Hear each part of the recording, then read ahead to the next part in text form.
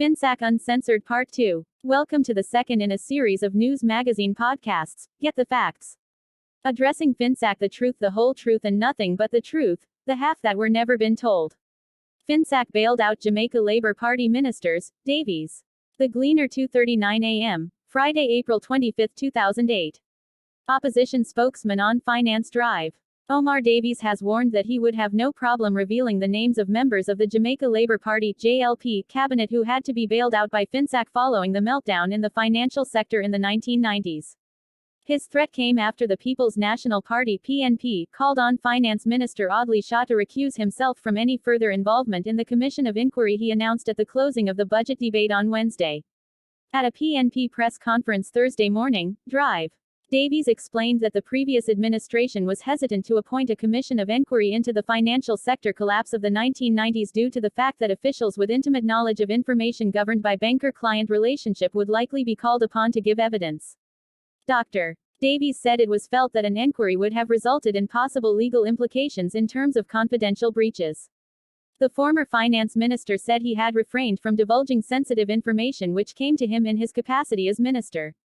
He, however, noted that the utterances and actions of senior members of the present JLP administration had left him no option but to make necessary disclosures which he said would impact on the terms of reference of the proposed inquiry. Conflict of interest. He stated that as a fact that a senior member of the cabinet was a shareholder of an institution in which depositors had to be compensated by Finsac. He also stated that at least 4 cabinet ministers in the present government, including Finance Minister Adli Shah and one Minister of State, had their bad loans acquired by Finsac because of their failure to service debts to the institutions from which they had borrowed. Dr. Davies said in each instance, despite attempts by Finsac to restructure the loans, the debts were not settled and were subsequently sold to the Jamaica Redevelopment Company.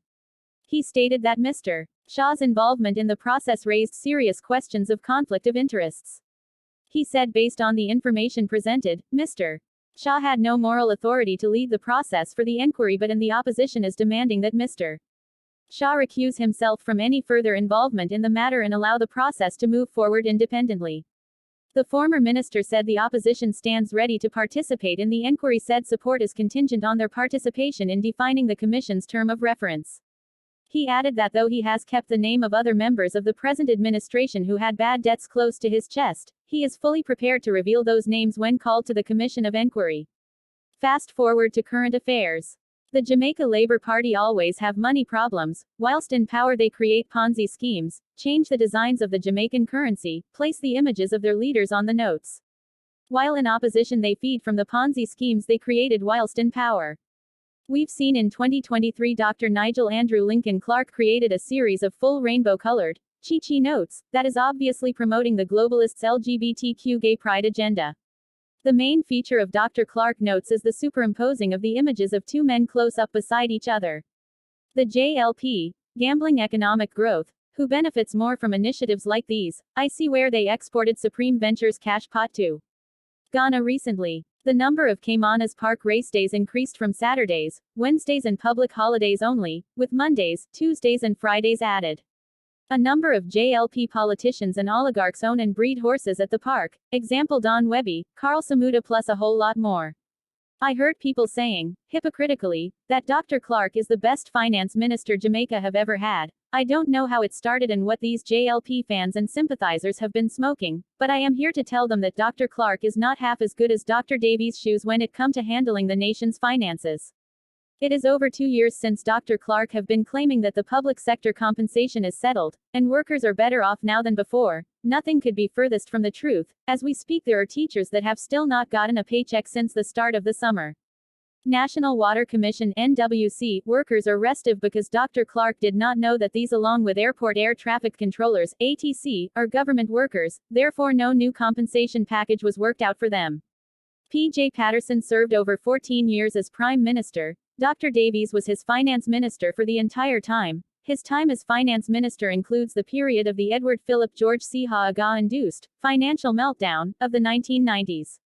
Dr. Davies was still the finance minister during the over 1-year 2006-2007 when Dr. Portia Simpson Miller took over as Prime Minister from Mr.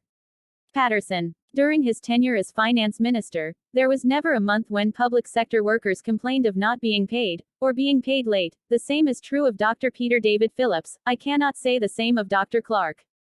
For Dr. Nigel Andrew Lincoln Clark, effort or the lack thereof so far as finance minister, I think he has earned himself a big fat F for his appraisal.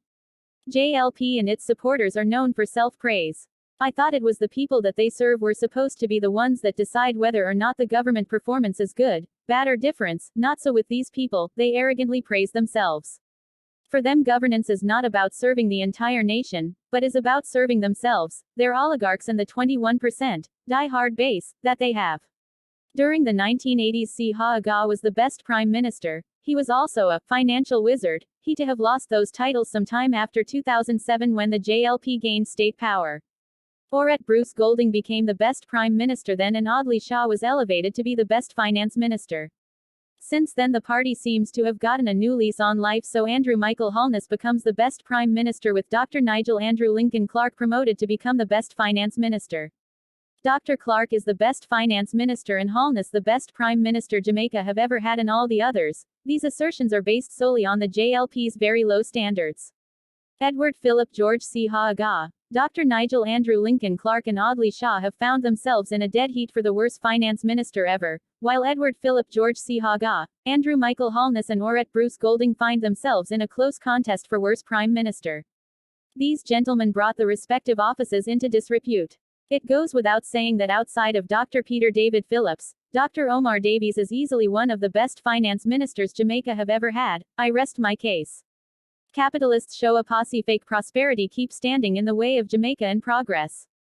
The views expressed in this article are solely those of yours truly and not those of the People's National Party.